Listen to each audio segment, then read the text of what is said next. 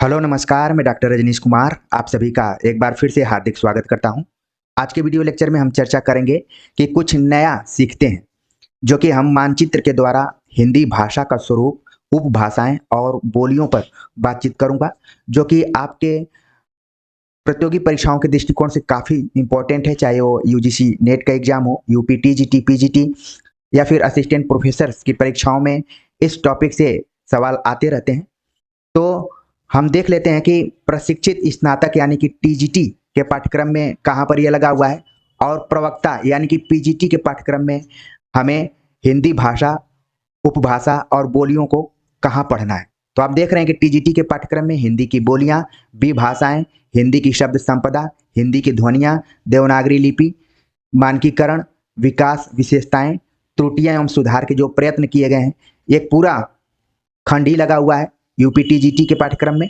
इसी तरीके से पीजीटी के पाठ्यक्रम में देखें तो भाषा विज्ञान, हिंदी की उपभाषाएं, विभाषाएं, बोलियां, हिंदी शब्द संपदा, हिंदी की ध्वनियां आदि हमें पढ़ना है।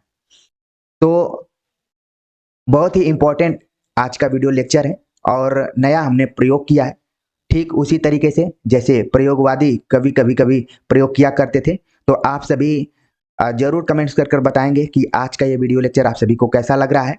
और बाकी मेरी कोशिश रहती है कि आपके दिमाग में सारी चीज़ें पहले से मौजूद हैं, बस उसको नए तरीके से हमें प्रस्तुत करना है, ताकि सतह दर सतह आपके दिमाग में पूरी चीज़ें बैठ जाएं और एक बार समझ गए तो दोबारा आपको बुक खोलने का मौका न मिले।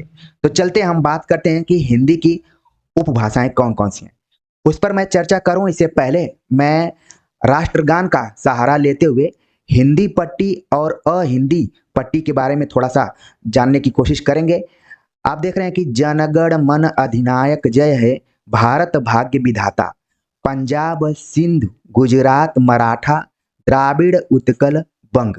ये जो यहाँ पर जिक्र किया गया है राष्ट्रगान के अंतर्गत, ये अहिंदी भाषा क्षेत्र के अंतर्गत आप देख सकते हैं कि पंजाब, सिंध, गुजरात, मराठा और पूरा जो एरिया है द्राविड़ उत्कल बंग, ये क्या हो गया, अहिंदी भाषा क्षेत्र के रूप में होगा। अगर आप देखें एक परीक्षार्थी के दृष्टिकोण से, तो ये एरिया जानना बहुत जरूरी है कि आखिरकार हिंदी का क्षेत्र कहाँ का है, तभी आपको बिल्कुल समझ में आएगा। तो उम्मीद है कि इस पंक्ति के माध्यम से आपके दिमाग में बैठ गया होगा कि पंजाब, सिंध, गुजरात, मराठा, द्राविड़, उत्कल, बंग। उत्कल को यहाँ पर उड़ीसा से जोड़ा गया है। तो ये क्या है, अहिंदी भाषा क्षेत्र है। हालांकि यहाँ पर हिंदी भाषा को समझा और बोला जाता है आवश्यकता अनुसार संपर्क भाषा के रूप में, लेकिन आगे की जो पंक्ति है और क्लियर हो जाएगी कि हिंदी भाषा क्षेत्र कौन है। विंध्य, हिमाचल, यमुना, गंगा, जो ये एरिया है ये पूरा क्या है, हिंदी भाषी क्षेत्र है। विंध्य, हिमाचल, यमुना, गंगा, तो पूरा ये आप देख रहे हैं कि हिमाचल का एरिया, और जो गंगा यमुना का मैदानी इलाका है ये पूरा क्या हो गया आपका हिंदी एरिया हो गया। और नीचे में भी कुछ एरिया है जो कि हिंदी क्षेत्र के अंतर्गत आता है। तो अगर मोटे तौर पर देखा जाए तो हिमाचल प्रदेश से लेकर, यहाँ पर हिमाचल प्रदेश से लेकर राजस्थान होते हुए यहाँ पर हरियाणा, दिल्ली, यूपी, ठीक है, उत्तराखंड, एमपी और छत्तीसगढ़, ठीक है, बिहार, झारखंड, ये जो इलाका है सब हिंदी पट्टी का है। तो देखा जाए तो यहाँ से ऐसे इसको हम खींच सकते हैं इसके पूरे इलाके को समझने के लिए, ठीक है। ये क्या हो गया, पूरा ये हिंदी पट्टी का इलाका है, जो कि आप देख रहे हैं कि भारत के ज़्यादातर एरिया को कवर कर रहे हैं। इसीलिए इसको कई बार राष्ट्रभाषा के रूप में हम पूरी तरीके से मान्यता देते हैं और मानते हैं कि इसका जो एरिया है बहुसंख्यक द्वारा बोली जाने वाली है। तो मेरी जो कोशिश थी कि हिंदी की उपभाषा पर चर्चा करने से पहले हम उस एरिया को देख लेते हैं कि कौन सा क्षेत्र अहिंदी भाषा क्षेत्र है और कौन सा क्षेत्र हिंदी भाषा क्षेत्र है। उम्मीद है कि ये नई टेक्निक आपको पसंद आई होगी और समझ में भी आया होगा कि मैं क्या आपको समझाना चाहता हूँ। आगे बात करते हैं, चलते हैं मैप के माध्यम से कि अगर हम बात करें कि हिंदी की कुल कितनी उपभाषाएं हैं, तो उपभाषाओं की चर्चा की जाती है तो उनकी संख्या कुल 5 है, ठीक है। जिसमें कि आप देख रहे हैं कि पश्चिमी हिंदी, राजस्थानी हिंदी, पूर्वी हिंदी, बिहारी हिंदी और पहाड़ी हिंदी। तो एक आपके दिमाग में मैप बन गया होगा कि कौन हिंदी किस एरिया में है। ठीक है, इस पर हम अलग अलग से बात करेंगे, बारी बारी से बात करेंगे तो आपके दिमाग में और चीजें बैठ जाएंगी। फिर भी ध्यान में रखिए कि कुल 5 उपभाषाएं हैं और ये पांचों उपभाषाओं का नाम आपके दिमाग में धीरे धीरे बैठ रहा होगा। आगामी परीक्षाओं के दृष्टिकोण से किसी भी तरीके का सवाल आएगा तो आप बिल्कुल उसको सॉल्व कर लेंगे। ठीक है, चलते हैं बात करते हैं अलग अलग तरीके से, तो और चीजें क्लियर हो जाएंगी। हम बात करेंगे सबसे पहले पश्चिमी हिंदी के ऊपर। तो आप देख रहे हैं कि इसका जो यहाँ पर एरो लगा हुआ है, पश्चिमी हिंदी यानी कि ऐसी हिंदी जो कि कुछ हरियाणा के इलाकों को घेरती है, इसके बाद दिल्ली के इलाके में बोली जाती है, इसके बाद जो पश्चिमी उत्तर प्रदेश है और उत्तराखंड का जो निचला पार्ट है, ये पूरा क्या है, पश्चिमी हिंदी के अंतर्गत आता है। ये पूरा क्षेत्र क्या है, पश्चिमी हिंदी के अंतर्गत है। इसमें आप देख रहे हैं कि हरियाणवी, कन्नौजी, बुंदेली, ब्रजभाषा, खड़ी बोली, ये कुल 5 जो बोलियां हैं इस पश्चिमी हिंदी के अंतर्गत आती हैं। और परीक्षाओं में कई बार सवाल पूछा जाता है कि पश्चिमी हिंदी के अंतर्गत आने वाली कौन सी बोलियां हैं। तो अब आपके दिमाग में पूरी बोलियां बैठ गई होंगी, हरियाणवी, कन्नौजी, बुंदेली, ब्रजभाषा, खड़ी बोली। जैसा कि आप जानते हैं खड़ी बोली का इलाका दिल्ली और मेरठ, सहारनपुर के आसपास का है, मतलब दिल्ली एरिया के आसपास का है। ठीक है, इसके बाद कन्नौजी उत्तर प्रदेश में कन्नौज जिला है, उसके आसपास का है। बुंदेली बुंदेलखंड का जो इलाका है वहां पर है। ब्रजभाषा जैसा कि आगरा, मथुरा का जो इलाका है वो ब्रजभाषा के अंतर्गत है। राजस्थान का जो भरतपुर का जो इलाका है वो भी ब्रजभाषा के अंतर्गत ही आता है। ठीक है, और खड़ी बोली के बारे में मैंने बता दी। हरियाणवी नाम से ही पता चल रहा है कि ये हरियाणा के इलाके को कवर करती है। तो मोटे तौर पर अभी संक्षिप्त में आप देखने की कोशिश कीजिए कि किताबों में जब आप पढ़ते हैं तो याद करने की कोशिश करते हैं कि पश्चिमी हिंदी में ये बोलियां आती हैं, लेकिन मैंने मैप के माध्यम से बताने की कोशिश की तो आपके दिमाग में तुरंत ये बैठ गया होगा कि आखिरकार पश्चिमी हिंदी का इलाका किस तरफ है और कहाँ कहाँ तक उसको पश्चिमी हिंदी घेरती है। तो आपके दिमाग में ये चीजें बैठ गई होंगी। बोलियों का नाम बिल्कुल ध्यान में रखिए कि कौन कौन सी है। और आप देखेंगे इसमें कि ब्रजभाषा जो कि एक जमाना था भक्ति काल और रीति काल की प्रमुख भाषा के तौर पर थी, और खड़ी बोली जिसे कि आज हम हिंदी के रूप में देखते हैं और मानक हिंदी के रूप में इसको बोलते हैं, ये दोनों जो बोलियां हैं वो पश्चिमी हिंदी के अंतर्गत हैं। तो इसको ध्यान में रखिए। बाकी बुंदेली और बघेली को लेकर विद्यार्थियों में कंफ्यूजन रहता है, तो यहाँ पर आप ध्यान में रखिए कि जो बुंदेली भाषा है वो पश्चिमी हिंदी के अंतर्गत है। इसको स्टार करके आप नोट कर लीजिए और मुझे पूरी उम्मीद है कि आपके दिमाग में ये बातें बैठ गई होंगी। तो पश्चिमी हिंदी के इलाका और उससे संबंधित जो भी बोलियां हैं वो आप देख लिए होंगे। आगे हम इन बोलियों से संबंधित जो जिलों का नाम है उस पर अगले वीडियो लेक्चर में बातचीत करेंगे। आज मैं कोशिश कर रहा हूं कि हिंदी की जो प्रमुख उपभाषाएं हैं उन पर थोड़ी सी बात कर ली जाए। आगे बात करते हैं राजस्थानी हिंदी के बारे में। राजस्थानी हिंदी, आप इलाका देख रहे हैं कि राजस्थानी हिंदी यानी कि ऐसी हिंदी जो पूरा राजस्थान के क्षेत्र को कवर कर रही हो। कुछ एरिया हैं जो कि आपके मध्य प्रदेश के एरिया को भी इसमें कवर कर लेती हैं, अभी इस पर मैं चर्चा करूंगा। तो ये पूरा जो इलाका है ये क्या है, राजस्थानी हिंदी के अंतर्गत है। और राजस्थानी हिंदी में कुल 4 बोलियां शामिल हैं, मारवाड़ी, जयपुरी, मालवी, मेवाती। तो मारवाड़ी का जो इलाका है वो पश्चिमी राजस्थान के अंतर्गत है, जो ये वाला इलाका है ये मारवाड़ी के अंतर्गत है। जयपुरी जो कि नाम से ही पता चल रहा है कि राजस्थान की राजधानी है जयपुर, तो इसके आसपास का जो इलाका है वो जयपुरी। इसके बाद मालवी, मालवी का जो इलाका है वो दक्षिण राजस्थान और पूर्वी राजस्थान का है। इसके बाद कुछ इलाका जो है वो मध्य प्रदेश का इसमें भी शामिल है। इसके जिलों पर हम बाद में बात करेंगे, पहले एरिया को समझ लेते हैं। इसके बाद जो मेवाती का इलाका है ये इलाका है, यानी कि राजस्थान का जो नॉर्थ ईस्ट इलाका है वो मेवाती के अंतर्गत आता है।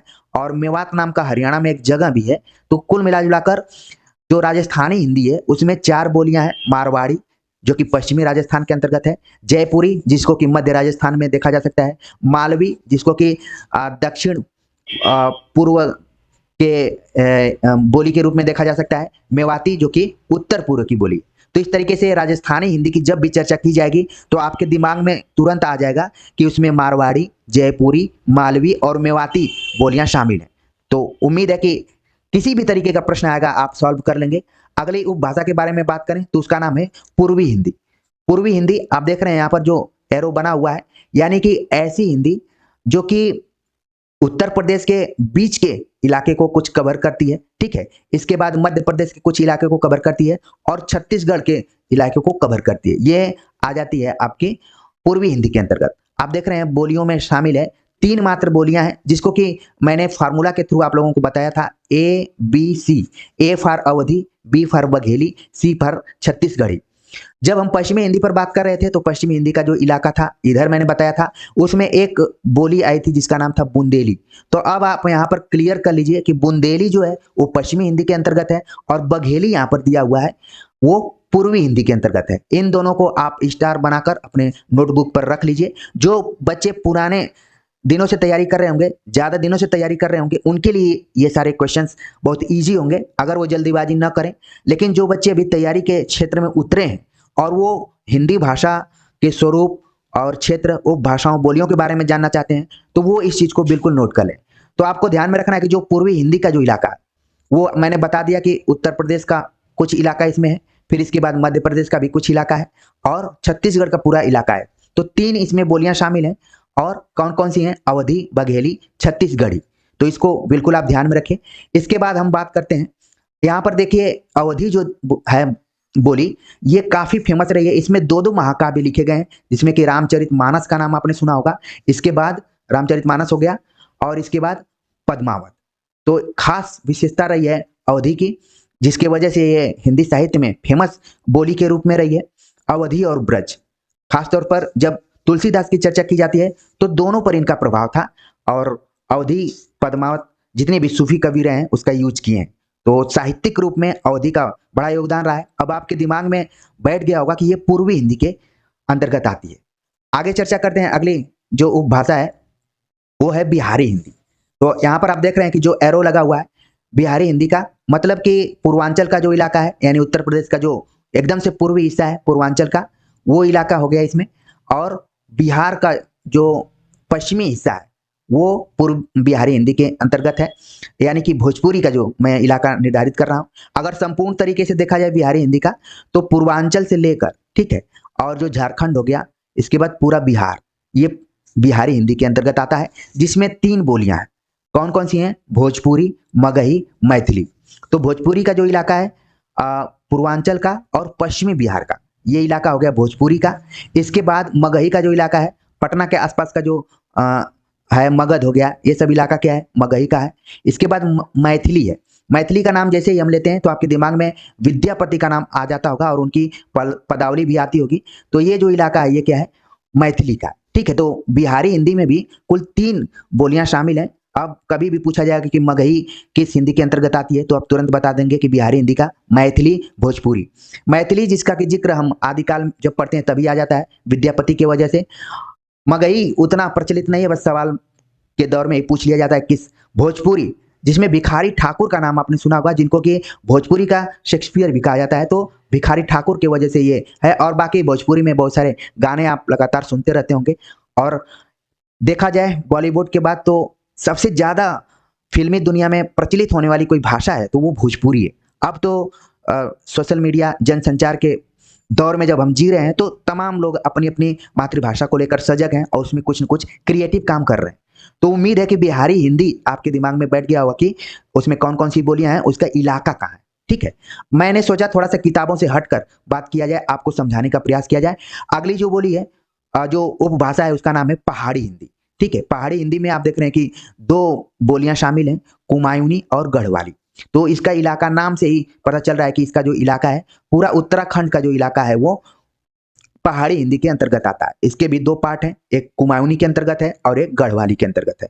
जैसा कि मैंने शुरू में ही बताया पश्चिमी हिंदी के अंतर्गत की खड़ी बोली का कुछ इलाका यहाँ पर उत्तराखंड के निचले हिस्से में भी बोला जाता है। क्योंकि अभी हाल ही में मैं उत्तराखंड गया था, तो बहुत ज़्यादा अंतर मुझे दिल्ली के आसपास की बोली और देहरादून, हरिद्वार इत्यादि की बोली में बहुत ज़्यादा मुझे फर्क नहीं दिखाई पड़ा। लेकिन जैसे ही मैं पहाड़ी इलाके की तरफ जाना शुरू किया तो वहाँ की बोलियों में अंतर दिखाई पड़ा।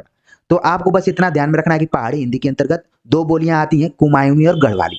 तो इस तरीके से हम समझ गए होंगे कि जो 5 उपभाषाएं हैं उनमें कौन कौन सी बोलियां हैं, उनके इलाके कहाँ कहाँ से, इस मैप के माध्यम से समझ गए होंगे आप। इसके बाद हम कंप्लीट तौर पर देख लेते हैं एक नज़र दोबारा कि पश्चिमी हिंदी के अंतर्गत कौन कौन सी बोलियां हैं, उसका इलाका कहाँ है, आप देख रहे हैं पूरा। राजस्थानी हिंदी के अंतर्गत कौन कौन सी बोलियां हैं, उसका इलाका कहाँ है, उसको भी देख लिए होंगे। पूर्वी हिंदी के अंतर्गत कौन कौन सी बोलियां आती हैं, उसका इलाका कहाँ है, उसको भी देख लिए होंगे। बिहारी हिंदी के अंतर्गत कौन कौन सी बोलियां आती हैं, उसका इलाका कहाँ है, उसको भी आपने देख लिया होगा। और पहाड़ी हिंदी के अंतर्गत कौन कौन सी बोलियां आती हैं, उसका इलाका कहाँ है, उसको आपने देख लिया होगा।